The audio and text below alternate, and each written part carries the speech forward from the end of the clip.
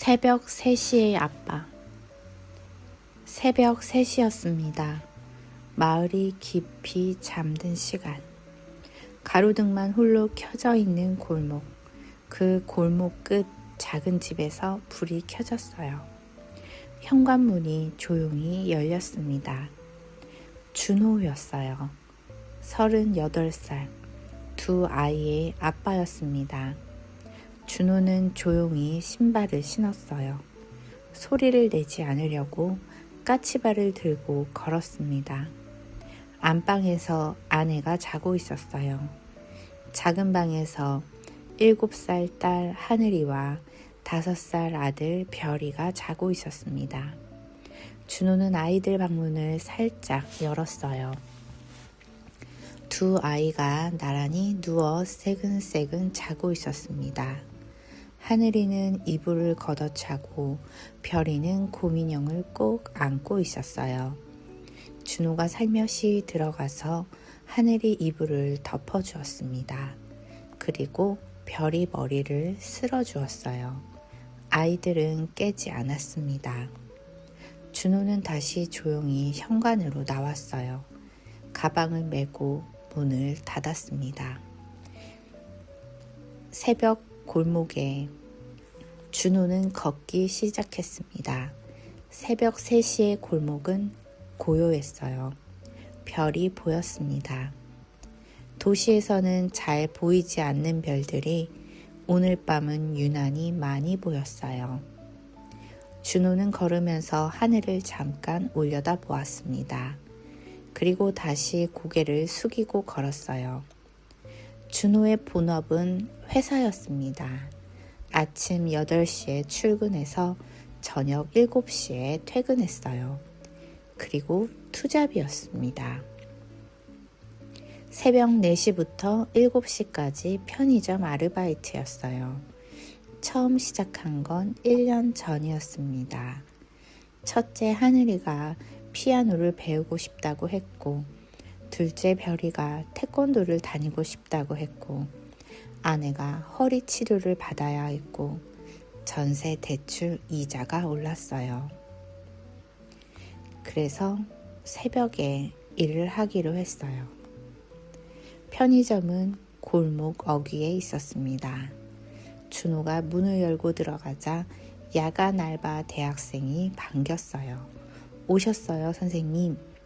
준호보다 10살 어린 청년이었는데 처음부터 준호를 선생님이라고 불렀어요. 왜 선생님이냐고 물었더니 이렇게 대답했습니다. 열심히 사는 사람이 제 선생님이에요. 준호는 그 말이 쑥스러웠지만 싫지 않았어요. 준호는 앞치마를 두르고 일을 시작했습니다. 진열대를 정리하고 유통기한을 확인하고 새벽 배송 물건들을 받아 정리했어요. 손이 익숙하게 움직였습니다. 1년이 지나니 몸이 기억하고 있었어요. 새벽 5시쯤 되었을 때였어요. 편의점 문이 열렸습니다. 들어온 건 50대쯤 되어 보이는 남자였어요. 작업복을 입고 있었습니다. 손이 거칠고 얼굴이 그을려 있었어요. 건설 현장 일을 하는 것 같았습니다.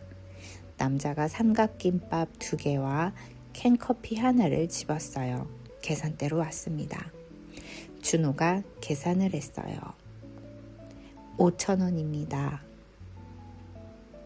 남자가 지갑에서 돈을 꺼냈습니다. 그러다가 준호를 보았어요. 젊은 양반도 새벽에 일해요? 네. 투잡이에요? 네. 남자가 고개를 끄덕였습니다. 나도 그랬어요. 남자가 캔커피를 따면서 말했어요. 애들 때문이죠? 준호가 웃었습니다. 어떻게 알았어요? 나도 그랬으니까. 남자가 삼각김밥 포장을 뜯었어요. 우리 애들 지금 다 컸어요. 큰 놈은 직장 다니고 작은 놈은 대학 다녀요. 준호가 들었습니다. 그때 나도 새벽마다 일했어요. 낮엔 공장, 새벽엔 청소일, 애들 학원비 대려고. 남자가 김밥을 한 입 먹었어요. 근데 있잖아요. 네, 그때 그 새벽들이요. 남자가 잠시 말을 멈추었습니다. 편의점 안이 조용했어요. 형광등이 윙윙 소리를 냈습니다. 밖에서 바람이 지나갔어요. 남자가 말을 이었습니다. 그때 그 새벽들이 제일 빛났어요. 준호가 눈을 깜빡였습니다. 빛났다고요? 남자가 캔커피를 한 모금 마셨어요. 그때는 몰랐어요. 그냥 힘들었지. 근데 지금 돌아보면요. 그 새벽들이 제 인생에서 제일 빛나는 시간이었어요. 왜요? 누구를 위해 그렇게 움직인 적이 그 전에도 없었고 그 후에도 없었거든요. 남자가 남은 김밥을 먹었습니다. 준호는 아무 말도 하지 않았어요. 그냥 들었습니다. 큰 놈이 작년에 취직하고 나서 밥을 사줬어요. 고깃집에서. 남자가 웃었습니다. 그때 그 녀석이 하는 말이요. 뭐라고 했어요? 아빠, 나 어릴 때 기억나는 게 새벽에 일 나가는 아빠 뒷모습이라고. 남자의 목소리가 살짝 떨렸어요. 그 뒷모습이 자기 인생의 기준이 됐다고요. 힘들 때마다 그 뒷모습 생각하면서 버텼다고. 준호는 할 말을 잃었습니다. 계산대를 잡은 손에 힘이 들어갔어요. 남자가 빈 캔을 쓰레기통에 버렸습니다. 젊은 양반, 애들이 지금은 몰라요. 아빠가 새벽에 나가는 것도 모르고 얼마나 힘든지도 몰라요. 남자가 준호를 바라보았습니다. 근데 언젠가는 알아요. 반드시. 남자가 문 쪽으로 걸어갔습니다. 그리고 돌아서서 말했습니다. 힘내요, 아빠. 문이 열렸습니다. 새벽 바람이 들어왔어요. 남자는 어둠 속으로 걸어갔습니다. 준호는 한동안 그 자리에 서 있었습니다. 형광등이 윙윙 소리를 냈어요. 새벽 골목이 조용했습니다. 준호의 눈이 뜨거워졌어요. 울 것 같았습니다. 꾹 참았어요. 6시가 되었습니다. 하나둘 손님이 들어오기 시작했어요. 출근하는 사람들이었습니다. 저마다 지친 얼굴로 커피를 사고 김밥을 사고 빠르게 나갔어요. 준호는 그 사람들을 바라보았습니다. 저 사람들도 다 이유가 있겠지. 저 사람들도 다 누군가의 아빠거나 엄마거나 아들이거나 딸이겠지. 저마다의 새벽을 살고 있겠지. 7시가 되었어요. 준호의 편의점 일이 끝났습니다. 앞치마를 벗고 가방을 맸어요. 수고하셨어요, 선생님. 대학생 청년이 말했습니다. 수고해요. 준호가 편의점을 나섰어요. 집으로 걸어갔습니다. 아침 햇살이 골목으로 들어오고 있었어요. 어젯밤에는 보이던 별들이 이제는 보이지 않았습니다. 하지만 준호는 알았어요. 별들이 사라진 게 아니라는 걸. 낮에는 안 보여도 별들은 거기에 있다는 걸. 집 앞에 도착했을 때였습니다. 현관문이 열렸어요. 하늘이었습니다. 7살 딸이 잠옷바람으로 문을 열고 서 있었어요. 아빠, 준호가 눈을 깜빡였습니다. 왜 안 자고 있어? 아빠 기다렸어. 왜? 하늘이가 준호 품으로 달려왔습니다. 작은 팔로 준호 허리를 꼭 안았습니다. 그냥. 준호가 하늘이를 안아 올렸습니다. 하늘이가 준호 목에 팔을 두르고 말했어요. 아빠 어디 갔다 왔어? 일. 새벽에도 일해요? 준호가 잠시 멈췄습니다. 왜요? 준호가 대답하려다 목이 메었어요. 하늘이가 준호 어깨에 머리를 기댔습니다. 그리고 말했어요. 아빠 나 피아노 열심히 할게.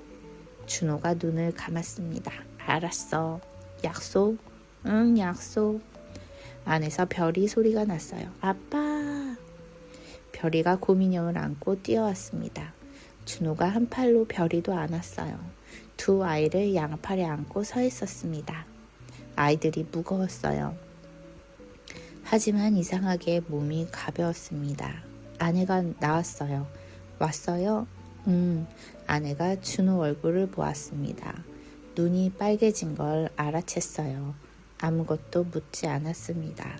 그냥 말했어요. 밥 해놨어요. 먹고 좀 자요. 준호가 고개를 끄덕였습니다. 고마워. 밥상에 앉았어요. 된장찌개였습니다. 뜨겁고 구수하고 집 냄새 나는 된장찌개. 준호가 한 숟갈 떴어요. 따뜻했습니다. 목을 타고 내려가면서 온몸이 따뜻해졌어요. 하늘이가 말했어요. 아빠, 나중에 내가 돈 많이 벌면 아빠 새벽에 일 안 해도 되게 해줄게. 별이가 따라 말했습니다. 나도. 준호가 웃었어요. 참았던 눈물이 날 것 같았지만 꾹 참고 웃었습니다. 그래, 알았어. 진짜야? 진짜. 하늘이가 새끼손가락을 내밀었어요. 준호가 새끼손가락을 걸었습니다. 별이도 걸었어요. 셋이 약속했습니다. 새벽 7시 아침 밥상에서. 밥을 먹고 준호는 방에 들어갔습니다. 눕자마자 눈이 감겼어요. 잠들기 직전에 생각했습니다. 오늘 새벽 편의점에서 만난 그 남자. 그때 그 새벽들이 제일 빛났어요. 누구를 위해 그렇게 움직인 적이 그전에도 없었고 그 후에도 없었거든요. 준호는 눈을 감은 채로 웃었습니다. 그리고 생각했어요. 나도 지금 빛나고 있는 건지 모르겠다.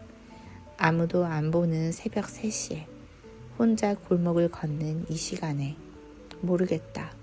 근데 괜찮다. 준호가 잠들었습니다.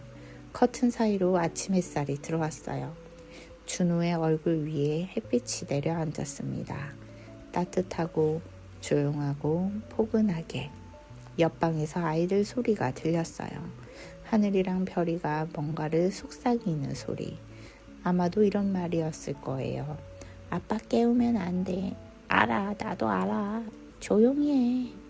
그 집 창문에 아침 햇살이 환하게 들어왔습니다. 새벽에 켜졌던 불빛이 이제는 햇빛으로 바뀌었어요. 골목 근 작은 집 하나가 아침 속에 따뜻하게 빛났습니다. 오늘도 아무도 모르는 시간에 혼자 일어나 걸어간 아빠들이 있습니다. 새벽 2시, 새벽 3시, 새벽 4시.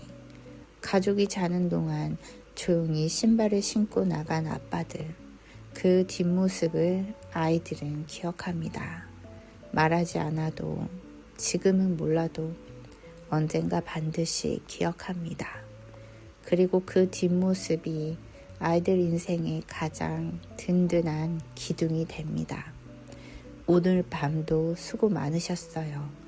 대한민국의 모든 새벽 아빠들. 당신은 지금 이 순간에도 빛나고 있어요.